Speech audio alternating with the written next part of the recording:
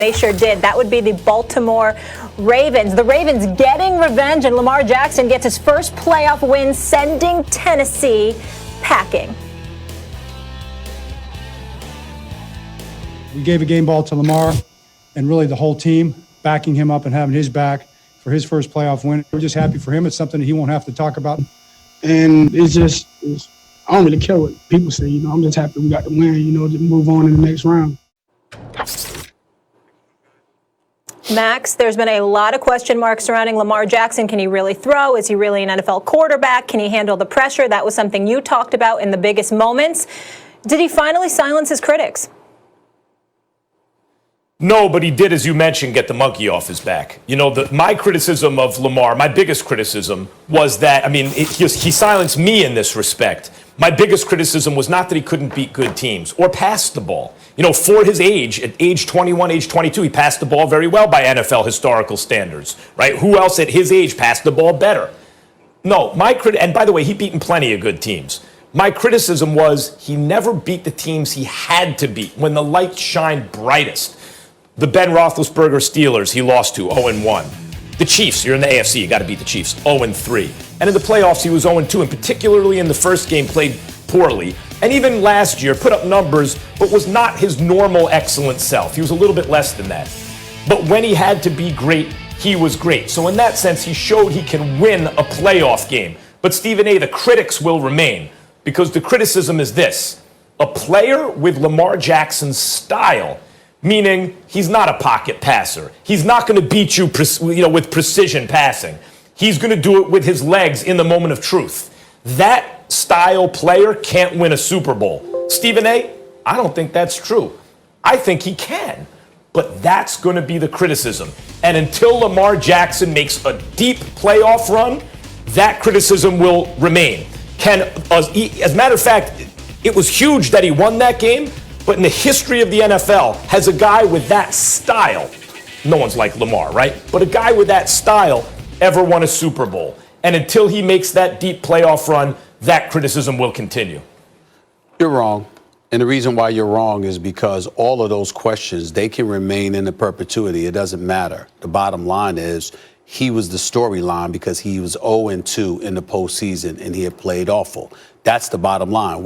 Everything that you just said about him, we've always known. You have talked about it ad nauseum. So even you recognize what he brought to the table. But in the end, if he were not 0-2, he would not have been the storyline that he is. The fact of the matter, he's no longer 0-anything in the postseason. He's got his first postseason victory. And even though he didn't necessarily do it with his arms because he only threw for 179 yards, it wasn't a lights-out performance with his arms. It certainly was with his legs. That touchdown run was absolutely sensational, as John Harbaugh pointed out. And we got to give him credit for that. Obviously, he had two other key runs, particularly the last one to go out to basically seal the deal when he rushed for about 33 yards and just sat down on the field and didn't run out of bounds so the clock could continue to run. The guy ended up running for 136 yards for the game. He did this similarly last year in the postseason against Tennessee. There's no surprise because they've got the Baltimore Ravens have the #1 running attack in football because of Lamar Jackson. We get all of that. But in the end, Tennessee's a pretty damn good team. And for him to produce the way that he produced, particularly when the defense played the way that they played in shutting down Derrick Henry and neutralizing or actually re-exposing Ryan Tannehill. You can't say enough about the Ravens and you can't say enough about Lamar Jackson. To know all of that stuff was on his shoulders coming into the game. And for him to answer the call the way that he did, he deserves major props, major credit for it. I'm not saying you're saying otherwise. I am saying this.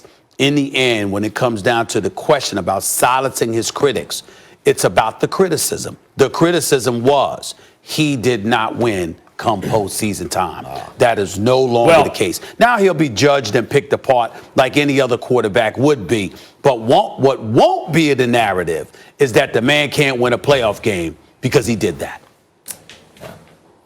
Well, there are at least two criticisms, Stephen A., as you know. One is, can he win a big game? A playoff game, yes, but to me it was just the games he had to win. He did that. That is true. No, right. He did that. That is true. That does get that monkey off his back. It silences that criticism from guys like me. Can he do it? I'm not saying he couldn't, but can he? But Stephen A., you are the one with the criticism about the thrower of the football. You have, as you would say, religiously brought this point up, that for a quarterback, in order for you to really believe in that dude, the Super Bowl capable guy, he has to be a thrower of the football. Now, Lamar Jackson did some very nice things in that game, even as a thrower of the football. The best was when he used his legs to escape pressure, scrambles, and then completes the pass to Mark Andrews, right? That was a pretty pass. That was a pretty play. But until he does that consistently, to the point that Stephen A. Smith isn't bringing this very point up about Lamar Jackson. Can he win a Super Bowl? Can he do this? And Stephen A. is going to be sitting there going, I don't believe in him as a thrower of the football. You see, that is the criticism that he has not silenced. Well, see, here's where you're wrong. The critics, it pertains to the specific criticism aimed in his direction coming into this weekend's game. I still got questions about him throwing the football. I still don't believe he's going to be able to throw the football as effectively as you need him to beat a Patrick Mahomes. I understand that. I rest my point case. is, no, you can't rest your case. You can rest your voice because it's not helping you, but you can't rest your case because in the end, what it comes down to is Thanks, this. brother. If you recall, the criticism was, the man can't win a playoff game. We didn't parse words. We didn't sit up there and pick apart. Well, can he throw the football? Can he do this? Can he do that? Not when it came to the playoff performance. What we said is, by any means necessary, no matter what it is, you being the exceptional athlete that you are, being able to run the football is exceptionally well, more so than better than any quarterback that has ever played, running the football. Can you do that come playoff time? Yesterday, that's exactly what he did. That was the criticism from the critics. You can sit up there and pick apart his game, which we will continue to do throughout his career. But what we cannot say any longer is the man can't win a playoff game. He did it. He did it yesterday. And in that regard, all of us should shut the hell up. Lamar Jackson showed up and handled his business. We can't say he can't win a playoff game anymore. He certainly did. And a lot of us expected Derrick Henry to be the story, but that was not the case. His longest run, 8 yards yesterday. Fellas, a whole lot more to get into here on First Take. Brady wins, but why is Stephen A. worried about Tampa Bay? His Super Bowl pick, we'll get into that. And it was a bad day for Russ and the Hawks, sent home by the Rams. Did Seattle make a mistake prioritizing their quarterback? We tackle that as well. First Take, just getting started. Keep it locked.